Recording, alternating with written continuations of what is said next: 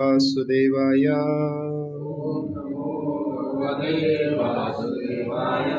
ओम नमो भगवते वासुदेवाय। ओम नमो भगवते वासुदेवाय। ओम नमो भगवते वासुदेवाय। नारायणं नमस्कृत्य नरं चैव नरोत्तमं देवीं सरस्वतीं व्यासं ततो जयमुदीरयेत्। नष्टप्रायेषु अभद्रेषु नित्यं भागवत सेवया भगवती उत्तमश्लोके भक्तिर्भवति नैष्ठिकी। ॐ अज्ञानतिमिरान्धस्य ज्ञानाञ्जनशलाकया चक्षुरुन्मिलितं येन तस्मै श्रीगुरुवे नमः। श्रीचैतन्यमनोभीष्टं स्थापितं येन भूतले स्वयं रूपः कदा मह्यं ददाति स्वपदान्तिकम्। वाञ्छाकल्पतरुभ्यश्च कृपा सिन्धुभ्य एव च पतितानां पावनेभ्यो वैष्णवेभ्यो नमो नमः। जय श्री कृष्ण चैतन्य प्रभु नित्यानंद श्री अद्वैत गदाधर श्रीवासादि गौर भक्तवृंद।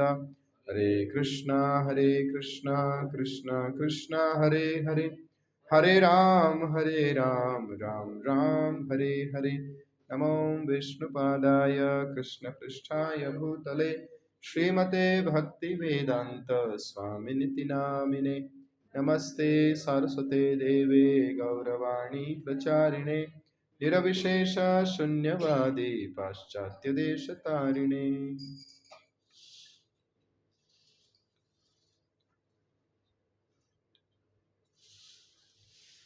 जय श्री प्रभुपाद की जय, श्रीमद् भागवतम की जय। हरे कृष्णा। तो आप सब भक्तों का हृदय से हार्दिक स्वागत है श्रीमद् भागवतम की इस चर्चा में, जहाँ पे हम लोग अध्ययन कर रहे हैं श्रीमद् भागवतम स्कंद 1 अध्याय 8 और श्लोक संख्या 26 से प्रारंभ करेंगे। और इस अध्याय का शीर्षक है श्रीमती कुंती महारानी की प्रार्थनाएं। तो कुंती महारानी प्रार्थनाएं कर रही हैं भगवान से, और उस प्रार्थनाओं में से एक भाग है अभी और हम पढ़ रहे हैं। 26 श्लोक हैं, वो इस प्रकार है, आप लोग मेरे पीछे पीछे दोहराइए। जन्म ऐश्वर्यः श्रुतः श्रीभिः एधमाना मदः पुमान् न एव अर्हति अभिधातुम् वे त्वाम् अकिंचन गोचरम्। जन्म ऐश्वर्य श्रुतः श्रीभिः एधमान मदः पुमान् न एव अर्हति अभिधातुम् वै त्वाम् अकिंचन गोचराम्। जन्म ऐश्वर्य श्रुतः श्रीभिः एधमानद मदः पुमान् न एव अर्हति अभिधातुम् वे त्वाम् अकिंचन गोचरम्। क्या बोल रहे हैं यहाँ पे? कुंती महारानी बोल रही हैं, जन्म ऐश्वर्य श्रुतः श्रीभिः। जन्म ऐश्वर्य और शिक्षा, श्रुता मतलब शिक्षा, श्रीभी का अर्थ है सुंदरता के स्वामित्व के द्वारा। श्री, श्री मतलब लक्ष्मी जी होते हैं, और लक्ष्मी सुंदर होती है। लक्ष्मी भी का अर्थ है उनका आउटलुक, मतलब लाइक उनका एक्सटीरियर रिप्रेजेंटेशन, तो सुंदरता के रूप में आता है। उसके द्वारा, स्वामित्व के द्वारा एधमान लगातार वृद्धि करता हुआ, मदह प्रमत्तता पुमान मनुष्य कभी नहीं एव ही अर्हति पात्र होता है अभिधातुम संबोधित करने के लिए, वे निश्चित ही त्वाम आपको, अकिंचन गोचरम जो भौतिक दृष्टि से दरिद्र मनुष्य के द्वारा सरलता से प्राप्त हो सकता है। यहाँ पे भावार्थ में प्रभुपाद लिख रहे हैं, हे प्रभु आप सरलता से प्राप्त होने वाले हैं। बड़ा इजी है, सुलभम, लेकिन केवल उन्हीं के द्वारा जो भौतिक दृष्टि से अकिंचन हैं, जो सम्मानित कुल, ऐश्वर्य, उच्च शिक्षा तथा शारीरिक सौंदर्य के द्वारा भौतिक प्रगति के पथ पर आगे बढ़ने के प्रयास में लगा रहता है, वह आप तक एक निष्ठ भाव में नहीं पहुंच पाता। तो ये जो श्लोक में कुंती महारानी बोल रही हैं, भगवान को सुलभ बता रही हैं, लेकिन जो इस मटेरियल ऑपुलेंस के द्वारा जो ग्रसित हैं, उसके लिए बोले बोले बड़े दुर्लभ हैं आप, है ना। आप ऐसे सरलता से उपलब्ध हैं, है ना। कुंती महारानी आगे प्रार्थना में बोलेंगे, ऐसा कौन है जो आपको प्राप्त नहीं कर सकता? आप तो सबके लिए सुलभ हैं। आप तो हृदय में परमात्मा रूप में भी उस भक्त के हर जीवात्मा के साथ हैं, तो मतलब सुलभ तो हैं, सबको प्राप्त हैं आप, लेकिन उसको भगवान की उपस्थिति को अनुभूत कर नहीं पा रहे हैं। बस है तो सबके साथ ना, भगवान सबके पास है हमारे साथ में, लेकिन अनुभूत नहीं कर पा रहा है जीवात्मा। तो यहाँ बोल रहे हैं कि भगवान सुलभ बहुत हैं, लेकिन किसके द्वारा? जो भौतिक दृष्टि से अकिंचन है। अकिंचन बोलते हैं जिसके पास कुछ ना हो, किंचन, है ना। जैसे एक शब्द है अनिकेतन। निकेतन किसको बोलते हैं? भावना निकेत मतलब भावना का घर। अनिकेत मतलब जिसके पास में आश्रय नहीं है, घर नहीं है, अनिकेत बोलते हैं उसको, है ना। तो अकिंचन है जिसके पास में भौतिक दृष्टि से जो बड़ा गरीब है। अब बोले प्रभु जी, तो फिर धनाढ्य लोगों को भी तो मिलते हैं, है ना। धनाढ्य लोगों को भी भगवान मिलते हैं, तो वो कैसे? तो बोलता रहे कि वो भौतिक नहीं होते, वो भक्त है ना। तो भक्त अपने हर चीज को आध्यात्मिक स्पिरिचुअलाइज करता है, तभी मिलते हैं कृष्ण।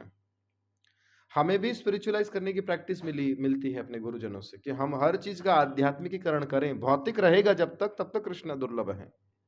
इसलिए कहा गया जो भौतिक दृष्टि से अकिंचन है, मतलब उनका हर चीज अगर मटेरियल सेंस ग्रेटिफिकेशन में यूज हो रहा है, तो वो जो चीजें हैं वो बाधा का काम है।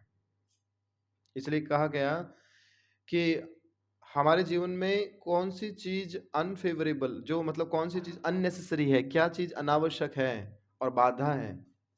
भक्ति में बाधा पहचाननी आनी चाहिए। अगर भक्तों के जीवन में है तो बाधा पहचाननी आनी चाहिए। तो प्रभुपाद जी वर्णन करते हैं कि जिस चीज से हमारा भक्ति करने का मन कम हो रहा है, ये जो भक्ति में बाधा है, ये समझ जाना चाहिए वो भौतिक है और वो हमारे जीवन में अनावश्यक है।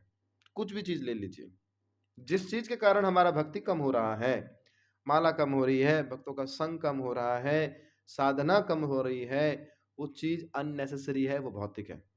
अन्यथा सब कुछ होते हुए भी अगर भजन बहुत बढ़ रहा है तो और बढ़िया है। अगर 10 रुपए भी हमारे को डिस्टर्ब कर रहे हैं ना, तो समझ जाओ 10 रुपए बहुत खतरनाक है, उसको दे देना चाहिए, हटा देना चाहिए वहां से। इसलिए भक्तों के जीवन में कुछ इंस्ट्रक्शंस प्रभुपाद श्रील रूप गोस्वामी देते हैं, जिसमें बोलते हैं 6 चीजें कभी नहीं करना, है ना। उपदेशामृत में बोलते हैं अत्याहार प्रयास से प्रजल्पो नियमाग्रह। अत्याहार में एक चीज, अति आहार खाना भी है और अति आहार अक्यूमुलेशन भी है, चीजों को इकट्ठा करना। एक चश्मा ठीक है, 2 चश्मे अगर हो रहे हैं और डिस्टर्ब हो रहे हैं उसकी वजह से, तो एक चश्मा दाद दे दो, किसी और को दे दो।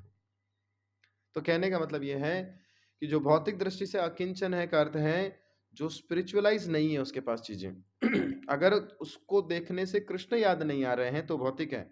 और वो ऐसे लोग जो हैं वो कैसे हैं? वो बोलते हैं ऐसे लोगों के लिए मुश्किल है। जैसे 4 एग्जाम्पल देते हैं कुंती महारानी। क्या? सम्मानित कुल, ऐश्वर्य, धन ज्यादा, उच्च शिक्षा हायर एजुकेशन और शारीरिक सौंदर्य, ये एक प्रकार के अयोग्यताएं हैं भक्ति में।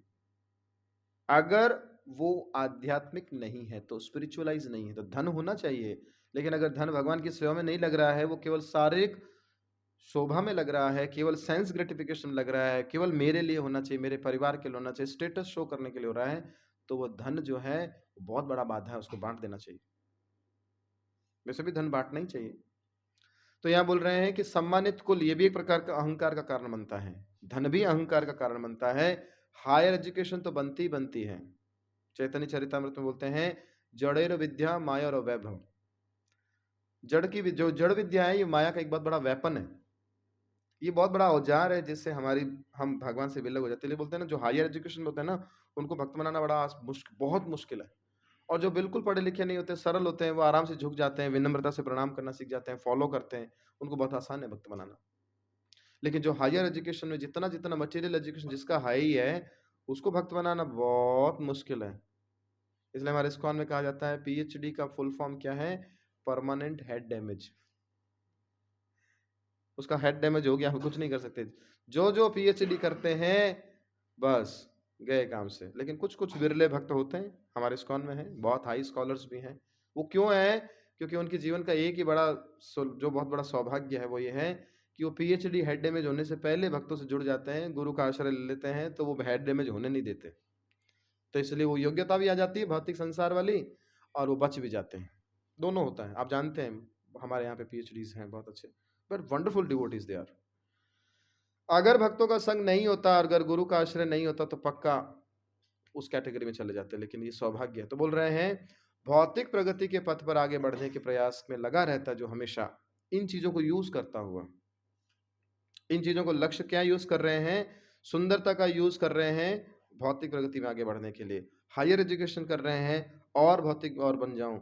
सम्मानित कुल, अपने स्टेटस को यूज करते हैं ताकि और ज्यादा हम उस कुल से हैं, हमारा अडानी अंबानी जो भी है उसमें हैं हम, उसका नाम स्टेटस यूज कर रहे हैं ताकि क्यों? ताकि मेरे को और ज्यादा भौतिक लाभ प्राप्त हो। वो उसमें लगा रहता है। तो बोलते हैं वह आप तक एकनिष्ठ भाव में नहीं पहुंच पाता। एकनिष्ठ भाव में भी है कि वो भगवान का केवल आपको कभी कभी आता है झलक रूप में, लेकिन आपको उस रूप में शरणागति नहीं ले पाता जिस रूप में एक अनन्य भक्त लेता है ना। ऐसा नहीं है कि ये लोग कभी मंदिर आए ही नहीं है, आते तो हैं, लेकिन जैसा सरेंडर होना चाहिए वैसा नहीं कर पाते भगवान आपसे। तो इस प्रकार से उनके लिए बाधाएं, अयोग्यता हो जाती है। तो प्रभुपाद तात्पर्य में लिख रहे हैं कि भौतिक दृष्टि से सम्मोहित होने का अर्थ है किसी कुलीन परिवार में जन्म लेना और प्रचुर संपत्ति, शिक्षा, आकर्षक सौंदर्य से युक्त होना। ये 4 कैटेगरीज बताई गई हैं जो भौतिक दृष्टि से उन्नत होते हैं, हाई क्वालिफाइड होते हैं। सारे भौतिकवादी लोग इन सारे भौतिक ऐश्वर्य को प्राप्त करने के पीछे पागल रहते हैं। सबको यही चाहिए, नेम फेम, है ना।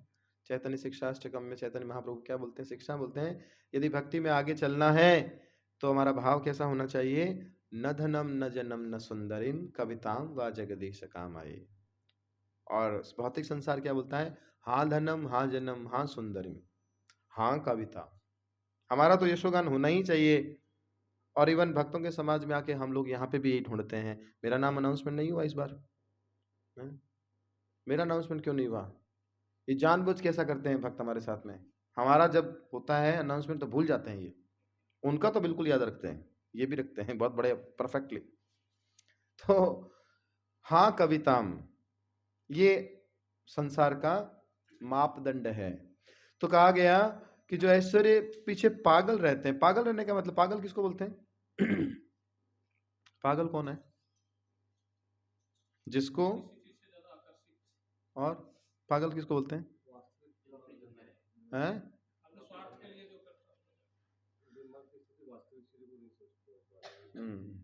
पागल, सन की, इस प्रकार से शब्दों का उपयोग किया जाता है कि सन की है, ये पागल है। पागल का अर्थ है जो वास्तविकता से परे हो, जो समझ ना पड़े चीजों को ठीक ठीक ढंग से। तो बोल रहे हैं कि वो प्राप्त करने के पीछे पागल रहते हैं। वो ये नहीं देखते हैं कि वास्तव में जिसके पीछे पड़े हैं वो उसके लिए सबसे बड़ी दुविधा का कारण हो जाता है। जो अपना ही भला ना जाने उसको पागल कहते हैं। तो बोल रहे हैं और इसी भौतिक सभ्यता की उन्नति में इसी को भौतिक सभ्यता की उन्नति कहा जाता है। लेकिन परिणाम यह होता है, प्रभुपाद जी लिख रहे हैं, कि इन समस्त भौतिक क्षणिक भौतिक संपत्तियों के होने से मनुष्य कृत्रिम रूप से गर्वित हो उठता है। ये सबसे बड़ा खतरनाक उसके लिए लॉस हो जाता है ना। जैसे प्रभुपाद जी भगवद गीता के एक श्लोक के तात्पर्य में कहते हैं, सर्प ऑलरेडी विषैला होता है, सर्प में विष होता है, और विष जो है वो मंदांत कर देता है उसको मतलब मद में अंधा कर देता है, उसको कुछ समझ में नहीं आता। इसलिए सर्प जब तक विष उतरता नहीं है ना तब तक वो उसको लगता है, चेस्ट हाई हो जाता है ना उसको पॉइजन बॉडी में, तो उसका वो काटने की चेस्ट आ जाती है। जैसे ही काट देता है 2-3 लोगों को तो पॉइजन निकल जाता है, तो शांत हो जाता है ना। हम देखते हैं भगवान कृष्ण की ब्रजलीला में जब कालिया सर्प को भगवान अपने पैरों से रौंद के उसको जो बहुत उसके सिर का सारा विष निकाल देते हैं, तब वो बोलता है ये विष मेरे सिर पे चढ़ गया था भगवान, आपके चरण कमलों की थाप से क्या हुआ, वो उतर गया। तब मुझे समझ में आ रहा है कि चीजें क्या है ना। तो एक तो सर्प जो विषैला हो और उसके ऊपर से मणि और हो जाए उसके ऊपर, तो और खतरनाक है। सर्प का विष का तो उसका नुकसान हो ही रहा है, ऊपर मणि, प्रभुपाद जी लिखते हैं एक तो सांप इतना खतरनाक होता है, ऊपर से मणि वाला सांप तो और ज्यादा खतरनाक हो जाता है। खतरनाक चीज है। वो ऐसे कैसे है कि ऑलरेडी हमारी कॉन्शियसनेस भौतिक है, हम विषयी जीवन जीते हैं, अब उसके ऊपर से कुछ चीजें क्वालिफिकेशन और मिल जाए, विषयी जीवन व्यक्तियों को और क्वालिफिकेशन मिलने से वो और ज्यादा खतरनाक हो जाते हैं, है ना। विषयी जीव व्यक्ति ऑलरेडी खतरनाक है। तो यहाँ लिख रहे हैं कि इसका सबसे बड़ा लॉस होता है कि उसमें अहंकार का वर्धन होता है और वह मदांध हो जाता है। अब उसको कुछ समझ में नहीं आता। फलस्वरूप भौतिकता के नशे में चूर ऐसे लोग भगवान का पवित्र नाम लेने तथा भाव विभोर होकर हे गोविंद हे कृष्ण संबोधित करने में अक्षम हो जाते हैं। सबसे बड़ा लॉस क्या है? तो यहाँ प्रभुपाद जी वर्णन कर रहे हैं कि वो जो रस लेना था उसको भगवान के नाम में, वहां पे वो ले नहीं पाता है। जैसे मंदिर जाके भी वह वहां पे भौतिकता ढूंढता है। जैसे हमारे यहाँ पे हम देखते हैं, यहाँ पे बहुत सारे लोग आते हैं, किसी को कुछ दिखता है, किसी को कुछ दिखता है, भौतिक चीजें दिखती हैं। कुछ लोग तो कैलकुलेशन करके रेकी करके चले जाते हैं कितना खर्चा किया इन लोगों ने, है ना। यहाँ आके भी वही कॉन्शियसनेस घुसा देते हैं। तो प्रभुपाद भी बोल रहे हैं कि वो जो लाभ लेना चाहिए था वो लाभ नहीं ले पाते हैं कि भक्तों के समाज में हमें जानने से क्या लाभ कृष्ण को प्राप्त कर सकते थे, लेकिन वो नहीं ले पाते। और इसी वजह से शास्त्रों में कहा गया कि भगवान का पवित्र नाम एक बार भी लेने से पापी इतने पापों से मुक्त हो जाता है जितने वह कर भी नहीं सकता। भगवान का नाम लेने में इतनी शक्ति है, इतना पावरफुल है भगवान का नाम। भगवान का नाम लेने से कितना प्योरिटी होती है। ये जैसे अजामिल की कथा में हम लोग देखते हैं कि अजामिल जो है वो केवल नामाभास किए थे, नाम भी नहीं लिए, नाम का आभास, सांकेतिक नामाभास था। वो नामाभास भी प्रॉपर नहीं था, सांकेतिक था, जस्ट टू इंडिकेट। नारायण नाम लेके अपने पुत्र को उन्होंने इंगित किया था, नारायण की तरफ तो उन्होंने ध्यान ही नहीं दिया था। लेकिन फिर भी भगवान के नाम में इतनी शक्ति है कि उसके जैसे ही उसने अपने बच्चे का नाम रखा, भर कौन ले रखा कि आज से मेरे बेटे का नाम क्या होगा, नारायण, बस हो गया, उसके सारे पापों का नष्ट हो गया। कितना पावरफुल है। लेकिन फिर भी वो किसके लिए था, वो क्यों था, अजामिल के पाप इतने नष्ट क्यों हो गए? क्योंकि he was not doing any offence, वो उन्होंने कोई अपराध नहीं किया कभी भी। पाप तो बहुत किए लेकिन अपराध नहीं किया, वैष्णव अपराध नहीं किया कभी भी उन्होंने। तो ये बहुत बड़ी योग्यता थी अजामिल की। तो हम लोग यहाँ आके भी क्या कर रहे हैं, हमारा कलमुश क्यों नहीं नष्ट हो रहा? बिकॉज हम लोग कपटी हैं। प्रभुपाद जी बोलते हैं भगवान जो है वो पतित पावन है, पतितों का उद्धार कर सकते हैं। श्री कृष्ण चैतन्य प्रभु दया करो मोरे, मौसम पतित प्रभु न पाई ब्यार, तुम बिना के दयालु जगत संसारे, है ना। मेरे से बड़ा कोई पतित नहीं होगा और आपसे बड़ा कोई पतितों का उद्धार करने वाला नहीं है। अगर आप पतितों का उद्धारक बनना चाहते हैं तो मेरे जैसे पतित का उद्धार करके देखिए, फिर तो अगर मेरा उद्धार कर पाएंगे तो मान जाऊंगा कि आप सच में पतितों का उद्धार करने वाले। भगवान को भी चैलेंज कर रहे हैं, कमाल हो गया। भगवान को चैलेंज कर रहे हैं, आप होंगे बड़े पतितों का उद्धार करने वाले, मेरा उद्धार करके दिखाइए तो बता, मान जाऊंगा। कमाल हो गया। इस प्रकार से भगवान को से भी प्रार्थना कर रहे हैं, लेकिन बहुत बड़ा। तो बोलते हैं मौसम पतित प्रभु ना पाए ब्यार, मेरे से ज्यादा कोई पवित्र नहीं मिलेगा भगवान, पतित होगा नहीं। तो यहाँ पतितों की बात कर रहे हैं, ना कि कपटियों की बात कर रहे हैं। कपटी किसको बोलते हैं? जैसे बोलते हैं ना लॉजिक सिंपल लैंग्वेज में कि सोते हुए व्यक्ति को उठाया जा सकता है। इवन कुंभकर्ण जो सो रहा था उसको भी उठा सकते हैं। कुंभकर्ण को उठाया ही था, गाजे बाजे से उठा दो, कुछ भी भाला तीर चुभा चुभा के उठा दो, उठा दिया, लेकिन फाइनली।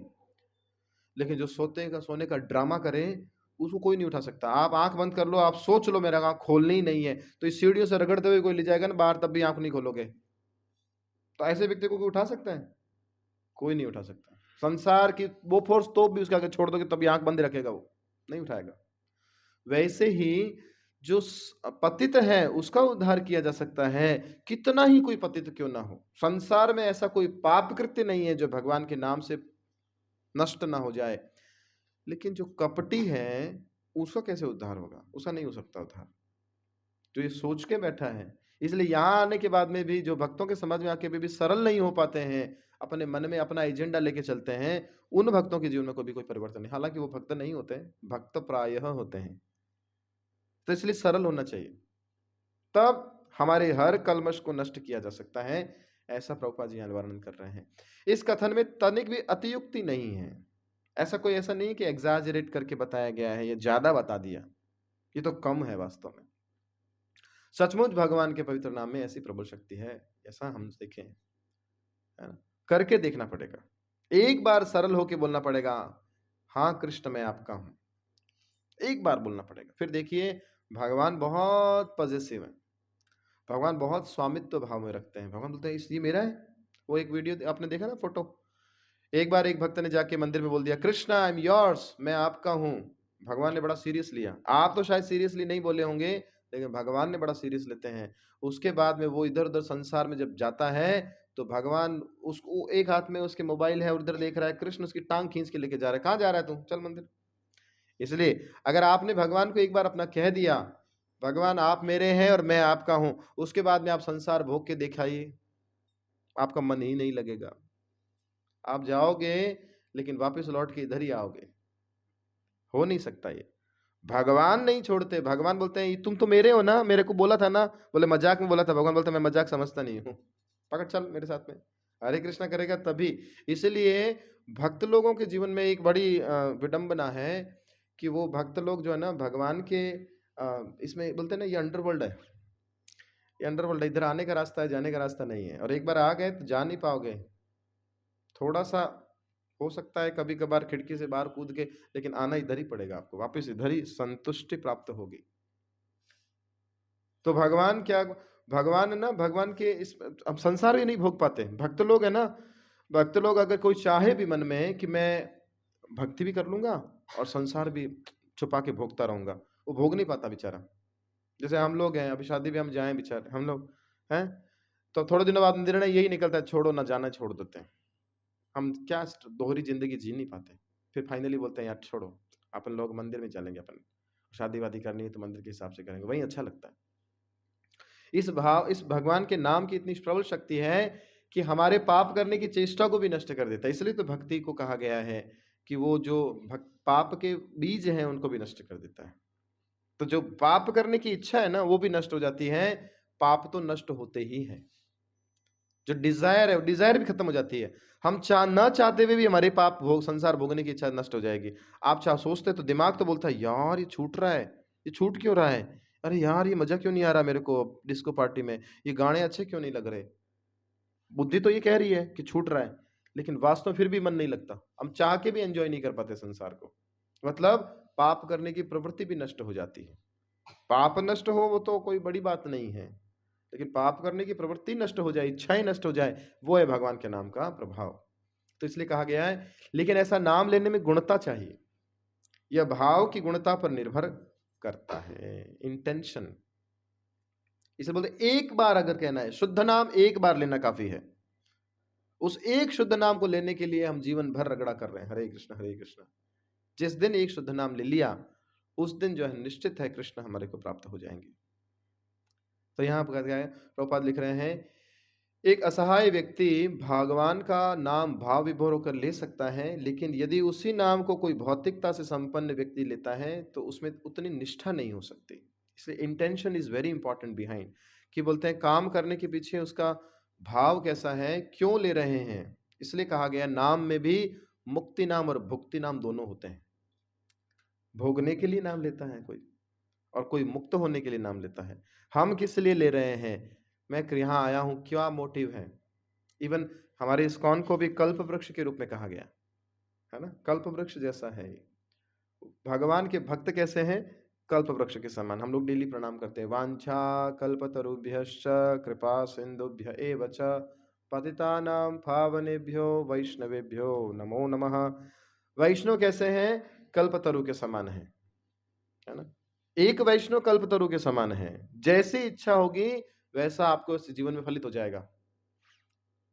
तो इस्कॉन कल्प वृक्ष है, बड़ा वट वृक्ष जैसा कल्प, बड़ा वाला कल्प वृक्ष है। और यहाँ पे यदि हम भक्तों के समाज में जिस उद्देश्य से आए हैं वो सारे सफल हो जाएंगे। ये डिपेंड करता है हमारा क्या मोटिव है यहाँ आने का। जिसको नाम चाहिए तो नाम मिलेगा, पद चाहिए पद मिलेगा, प्रतिष्ठा चाहिए प्रतिष्ठा मिलती है, किसी को कृष्ण चाहिए तो कृष्ण भी मिलेंगे, है ना। वो कथा आती है ना, एक बार एक व्यक्ति कोई यात्रा कर रहा था अकेला, अकेला यात्रा कर रहा था, तो वो एक देखा, एक बार रेगिस्तान में फँस गया। जाते-जाते रास्ता भटक गया और रेगिस्तान, सुनसान रेगिस्तान में चला गया। अब उसको चलते-चलते धूप बहुत तेज़ हो गई और अकेला है और उसको प्यास लग रही है, गला, पहले तो धूप बहुत है, तो बोलते हैं अगर यहाँ पे तो एक भी पेड़ नहीं दिखता, दूर एक पेड़ दिखता है। जैसे ही पेड़ के नीचे जाता है और वो क्या करता है, बोले यार भगवान जय हो, पेड़ तो मिल गया, यहाँ पे थोड़ा थोड़ा ठंडा ठंडा पानी मिल जाए कहीं तो कृपा हो जाए। तो देखता है थोड़ी देर वहां पे झरना बह रहा है, झरना बह रहा है, तो अरे यार पानी ठंडा ठंडा, वाह, दबा के पानी पीता है। बोले यार बहुत अच्छा लग रहा है, ठंडा पानी पी लिया, अब कोई भूख भी लग रही है, थोड़ा सा कुछ व्यवस्था हो जाए, कुछ भोजन भोजन की, मन तो कर रहा है ठंडा ठंडा तरबूज मिल जाए, ये मिल जाए। इतने देखते हैं कि थोड़ी देर दूर में इतनी बड़ी 56 भोग की थाली लगी तैयार बड़ी है, एकदम चांदी के बर्तन में दबा के टनाटन गर्मा गर्म भोजन। वो बहुत खुश होता है, यार गजब है, सब कुछ खा लेता है। खाने के बाद में उसको पेड़ के छांव के नीचे बैठ के नींद आती लगती है, तो विचार करता है कि यार जब मैं यहाँ आया था तो कुछ भी नहीं था।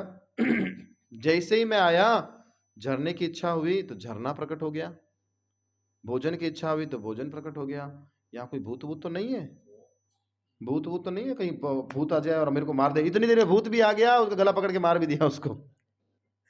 वास्तव में वो गलती से किस वृक्ष के नीचे बैठ गया था, कल्प वृक्ष के नीचे।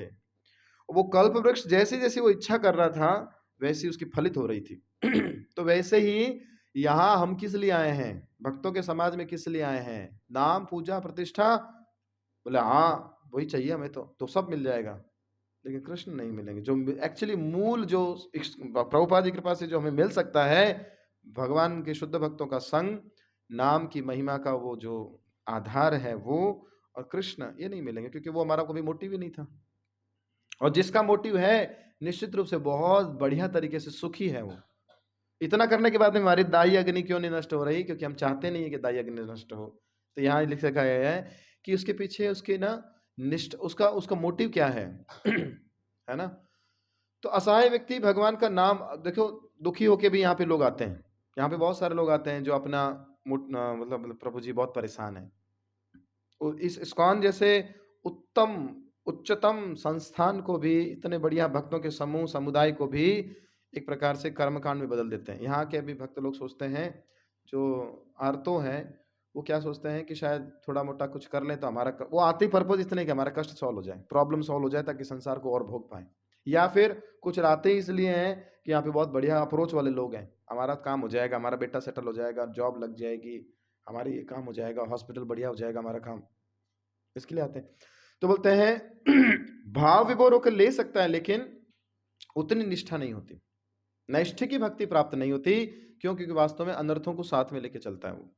तो भौतिकता के मद में फूला रहने वाला व्यक्ति यदा कदा भगवान का पवित्र नाम जप सकता है, लेकिन वह गुण धर्म पूर्णता पूर्वक नाम लेने में अक्षम होता है। इसलिए हम देखते हैं कि आते तो बहुत है ना, लेकिन वो क्या भुक्ति नाम लेते हैं, और भुक्ति नाम में जैसे ही भोग प्राप्त होता है, टाटा बाय बाय, चले जाते हैं, टिकते नहीं है। इसलिए प्रभुपाद जी लिखते हैं कि भौतिक उन्नति के 4 सिद्धांत हैं। ये 4 सिद्धांत यहाँ हम लोग ऑलरेडी पढ़ चुके हैं। हाई सोसाइटी, हाई उत्तम कुल, संपत्ति, उच्च शिक्षा और आकर्षक सौंदर्य। और ये चारों ही जो हैं आध्यात्मिक उन्नति के लिए अयोग्यताएं हैं। देखो यहाँ पे क्लियर प्रभुपाद जी लिख रहे हैं, ये अयोग्यताएं हैं। शुद्ध आत्मा का भौतिक आवरण बाह्य गुण है।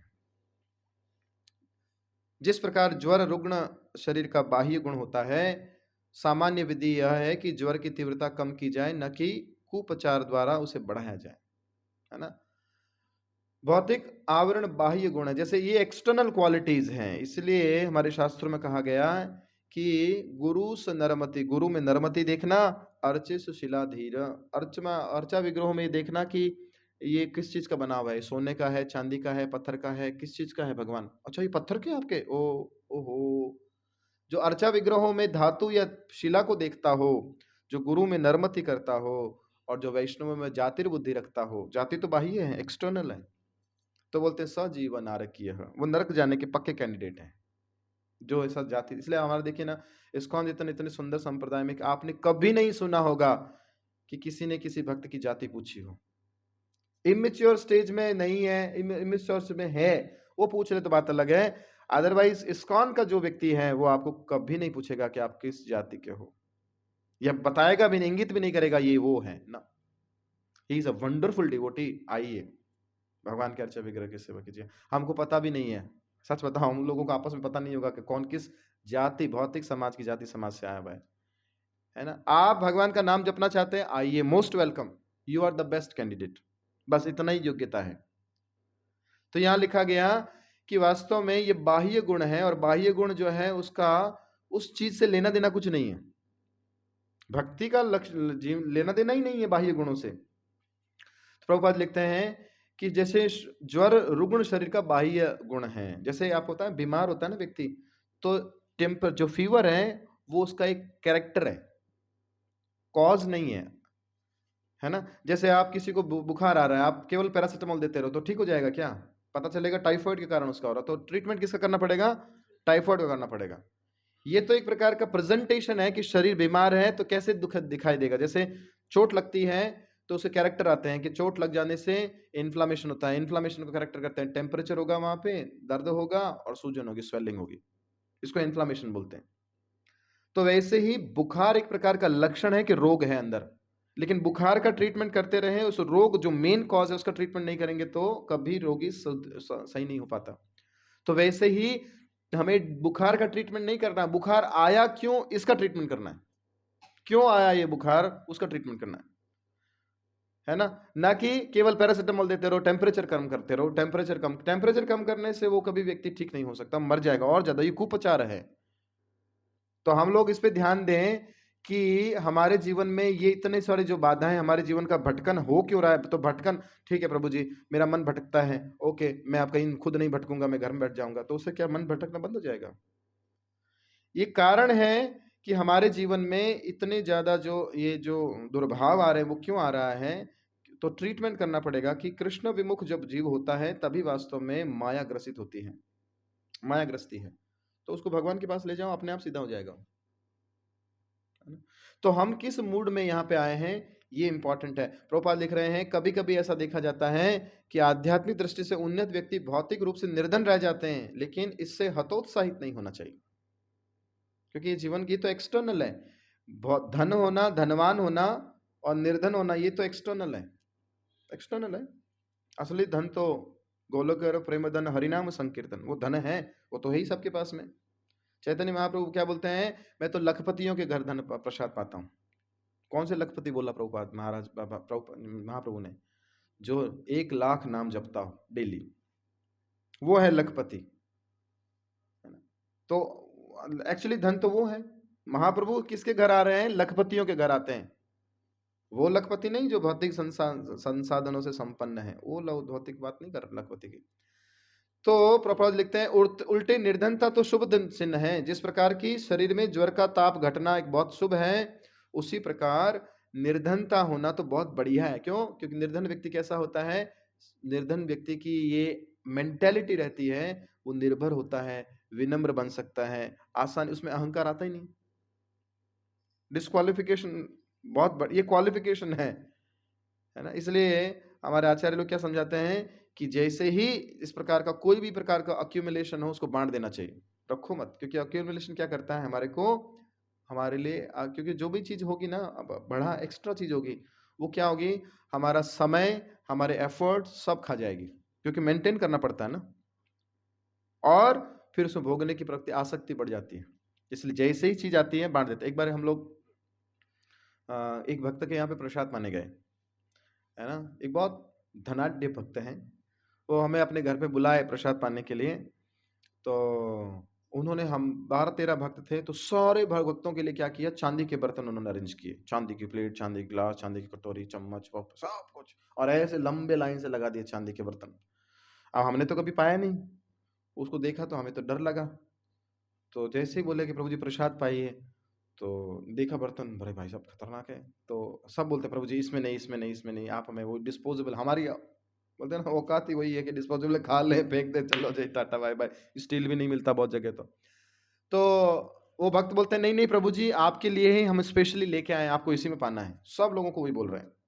तो हमने बोला कि हमारे साथ प्रभु जी थे, हमने बोला कि आप प्रभु जी को खिला दो, इसमें हमें तो डिस्पोजेबल नहीं दो। तो हमारे साथ में एक भक्त थे माता जी, वो बोलते हैं प्रभु जी ब्राह्मण जिसमें खाते हैं वो साथ ले जाते हैं। समझ में आया? अब आप इसमें खिलाओगे तो देख लो, हम साथ ले जाएंगे थैले में डाल के। तो सब लोग बोले हाँ ये बात तो सही गई। तो वो भक्त जो जो होस्ट था जिसके घर हम गए थे, वो भी तो बड़ा इंटेलिजेंट था, वो भी भक्ति था। तो बोलता है हाँ माता जी भक्त साथ में तो ले जाते हैं लेकिन घर नहीं लेके जाते, जरूरतमंद के यहाँ पे फेंकते हुए चले जाते हैं। उसने भी बड़ा सही से एक्चुअली ब्राह्मण का कैरेक्टर यही है, ब्राह्मण संग्रह नहीं करता है ना। तो बोलते हैं कि भक्त फेंक देता है। तो बोले फिर वो कथा सुनाते हैं प्रभु जी, पहले ना ब्राह्मणों को राजा महाराजा दान देते ही रहते थे, किसी ने 1 लाख गाय दान दी, किसी ने सोने के बर्तनों में खिलाते थे, कुछ करते थे। तो फिर वो दिखती कहाँ थी प्रॉपर्टी, कहीं दिखती थी किसी ब्राह्मण के यहाँ पे? ब्राह्मण तो वही दरिद्र कमंडल लेके चलता था, झोंपड़ी के नीचे रहता था, अपनी झोंपड़ी में पेड़ के नीचे रहता था, वही यज्ञ याजन पठन पाठन वही काम करता रहता था। तो वो कभी धनाढ़ी दिखा ही नहीं, वो तो वैसे सिंपल धोती में खड़ा हुआ दिखता था। तो कहाँ चला जाता था धन? तो बताते हैं ब्राह्मणों को जब दान दिया जाता था तो ब्राह्मण क्या करते, लेते थे यजमान से, और लेते चलते चलते देखते थे कि इस झोंपड़ी में कुछ नहीं है, ऊपर से फेंक देते थे, चल भाई अपन वही कमंडल फिर कोई दे देगा भगवान। तो भगवान ब्राह्मण कभी संग्रह नहीं करता, ब्राह्मण दानता। इसलिए ब्राह्मण के 6 कर्मों में एक कर्म होता है दान और प्रतिग्रह। प्रतिग्रह वो लेता है लेकिन दान स्वयं भी करता है। ऐसा नहीं कि हमारा काम तो हम तो ले नहीं लेने, हम तो इस्कॉन वाले हैं ना। अब हम भक्त बन गए हैं पुराने, अब हम थोड़ी प्रसाद स्पॉन्सर करेंगे, अब कोई और करो, हम तो खाएंगे बैठ के। तो हमें देना भी है, ये हमारा काम है। और जो इस प्रकार से नहीं कर पाता है, तो जो देता है ना, जो देता रहता है, जो देता रहता है, अक्यूमुलेशन आता है, देता है, बांट देता है, जैसे आए बांट दो। हमारे प्रभु जी को हम देखते हैं हर सीजन में, गर्मी होती है या सर्दी होती है, एक ना उनको साल भर कोई ना कोई भक्त देते रहते हैं। तो प्रभु जी हमारे ना ऑक्शन लगाते हैं फ्री वाला, ऐसे ना फैला देते हैं। अभी पिछले हफ्ते भी हमारे मधुद्रुम में ऐसे किया, प्रभु जी 2 कट्टे मंगाए सामान और बोलते जिसको जो जो चाहिए ले जाओ।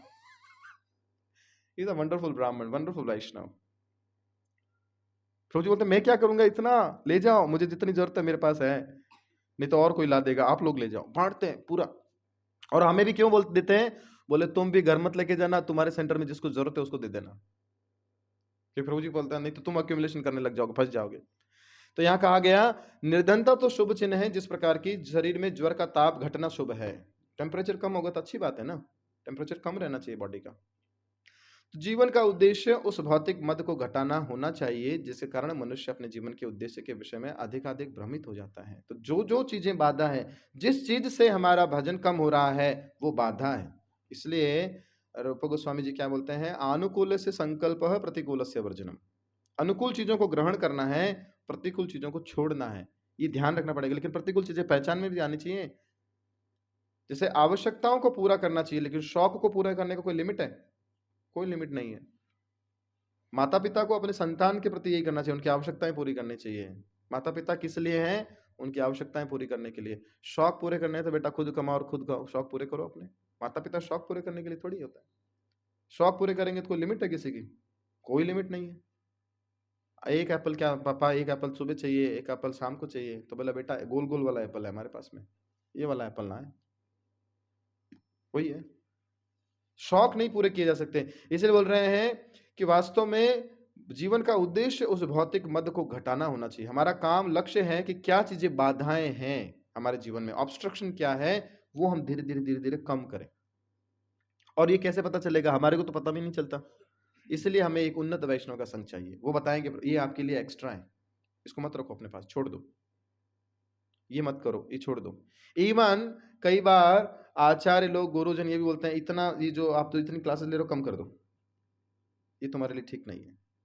सच बता रहा हूं, भक्ति में भी हम कई बार भोगते हैं, भक्तों के समाज में आकर भी कई बार, क्योंकि वो उसमें नाम यश मिलता है ना, वो नाम यश उस अहंकार को बढ़ा देता है और भजन की इंटेंसिटी को, भजन की स्ट्रेंथ को कम कर देता है। फिर वो परिव्राजकाचार्य बन के घूमते रहते हैं, बस खुद का पर्सनल साधना जीरो हो जाती है। तो गुरु उसको भी कम कर देते, बोले ये तुम्हारे लिए बाधा है, कम करो। तो बोलते प्रभु जी सेवा ही तो कर रहा हूँ। सेवा नहीं है, तुम सेवा भोग रहे हो, वास्तव में पूजा प्राण प्रतिष्ठा इसको भोग रहे हो, कम कर दो। तो बोलते हैं इस भौतिक मत को घटाना होना चाहिए। इसलिए हमें अपने आप को प्रेजेंट करना पड़ेगा एक भक्त के सामने, अपने गुरुजनों के सामने, कि आप मेरा इंट्रोस्पेक्टिंग करके बताइए कि मेरे अंदर क्या क्या अनावश्यक है, प्लीज मैं तो नहीं समझ पा रहा हूँ। सच में नहीं समझ पाते हम लोग कि हमारे जीवन में क्या आवश्यक है, क्या अनावश्यक है। हमें तो हर चीज़ आवश्यक ही लगती है, तभी तो कबाड़ा घर में घर खड़ा खड़ा होता है। हर चीज़ को लगता है डब्बी तो काम आ ही जाएगी। कितना इकट्ठा कर लेते हैं पन्नियाँ माताजी माताएँ लोग, कितनी डब्बियाँ इकट्ठी कर लेती हैं। जूते की डब्बी आती है तो बोले ये भी काम ही आ जाएगा। एक आधा घर का आधा पोर्शन तो उस कबाड़े को इकट्ठा करके लगती है। एक एक साइंटिफिकली एनालॉजी है, यदि हमने किसी अपने घर में रखी हुई वस्तु को पिछले 1 वर्ष में उपयोग नहीं लिया है, 1 वर्ष में उपयोग नहीं लिया तो गारंटी है वो कभी उपयोग में नहीं आने वाली है आपके जीवन में। उसको हटा दीजिए। ये है भौतिक मद को घटाने का कहा एक छोटा-सा हिंट। तो जैसे ही उन्नत वैष्णव के पास जाएँगे ना तो बताएँगे, आप ये छोड़ो, आप ये मत करो, ऐसा करो, वैसा करो। तो अनुकूल चीज़ों को संकल्पित करें, प्रतिकूल चीज़ों को छोड़ दें। प्रभुपाद जी लिख रहे हैं, जिसके कारण मनुष्य अपने जीवन के उद्देश्य के प्रति अधिक-अधिक भ्रमित होता है, वो मौत भौतिक मद घटाना हमारा लक्ष्य है। और इस प्रकार से मोहग्रस्त व्यक्ति भगवत धाम जाने के लिए सर्वथा अनुपयुक्त होते हैं, जो इस प्रकार से इस भौतिक मदांध में फँसे रहते हैं। तो बेसिकली इसका डिस्कशन का मेन टारगेट यही है, कुंती महारानी बोल रहे हैं कि इन अयोग्यताओं से हमें बचना चाहिए। और भगवान अगर किसी को महती कृपा के रूप में अगर दे भी दिए हैं, सपोज किसी को रूप, सौंदर्य, किसी को धन, ऊंचा कुल और उच्च शिक्षा भगवान ने दी है, क्योंकि ये प्रारब्ध के रूप में प्राप्त हो रहे हैं, तो उसको कृष्ण की सेवा में लगाना आना चाहिए। नहीं तो ये बहुत बड़ा टॉक्सिक हो जाएगा हमारे लिए, बहुत बड़ी प्रॉब्लम करेगा। इसलिए उसको कृष्ण की सेवा में लगा देना चाहिए। आप बोले कि कैसे लगाएं उच्च कुल को? बोले नाम यूज करो भगवान की सेवा के प्रचार में। प्रभुपाद जी हमारे गुरु एक हम अपने गुरु महाराज हमारे गुरु महाराज के लिए बोलते हैं, हमारे गुरु महाराज जब बहुत बड़ी कंपनी में जब जॉब करते थे तो महाराज बोलते थे कि मैं छोड़ना चाहता हूँ सब कुछ और प्रभुपाद जी के आंदोलन पूर्ण रूप से आना चाहता हूँ। तो प्रभुपाद जी ने क्या बोला, don't leave, use this post in spreading of Krishna consciousness. छोड़ो मत, क्या करो, इस पद का उपयोग करो भगवान की सेवा के लिए, क्योंकि इतना बड़ा अधिकारी जब भक्ति का प्रचार करेगा तो लोग मानेंगे, सुनेंगे, फॉलो करेंगे। वैसे ही अगर आपके पास में ऊंचा पद है, ऊंचा कुल है, तो उस कुल को उपयोग कीजिए। देखिए हम सो एंड सो हैं, फिर भी हम भजन कर रहे हैं, आप भी कीजिए, तो लोग ज्यादा प्रभावित होंगे। धन है तो धन को भगवान के सेवा में लगाइए, खूब सारे सेंटर खोलिए, खूब सारे ब्रह्मचारीज बनाने में हेल्प कीजिए, है ना। ज्ञान है तो खूब सारा शास्त्र अध्ययन कीजिए, आपके अंदर भौतिक लॉजिकली शक्ति तो है, अब उसको भक्ति में लगाइए। और अगर खूब सारा रूप है तो उस रूप को विनम्रता के साथ में जो है कृष्ण की सेवा में उपयोग कीजिए, भगवान के लिए उस रूप को रखिए। तो ऐसा करके हम लोग इस अयोग्यताओं को जो है, इस मदांध होने की जो अयोग्यताएं उससे बच सकते हैं। नहीं तो ये बहुत ही खतरनाक चीज हो सकती है हमारे लिए। We have to be very much alert. इसलिए शास्त्रों में कहा गया, सावधान साधु सावधान, सावधान हो जाइए और अपने जीवन में अयोग्यताओं को पहचानने के लिए एक बढ़िया डॉक्टर को अपने साथ रखिए। मतलब एक जो आपके जीवन को टटोल सके, ऐसा कोई भक्त होना चाहिए हमारे जीवन में, जो हमें बताए, क्योंकि हमें नहीं समझ में आएगा कि हमारे जीवन में एक्स्ट्रा क्या है, क्या अनावश्यक है। तो यहीं तक करेंगे, यहीं पे विराम करेंगे। समय हो गया हमारा 26। हरे Krishna. Thank you very much. Shrimad Bhagavat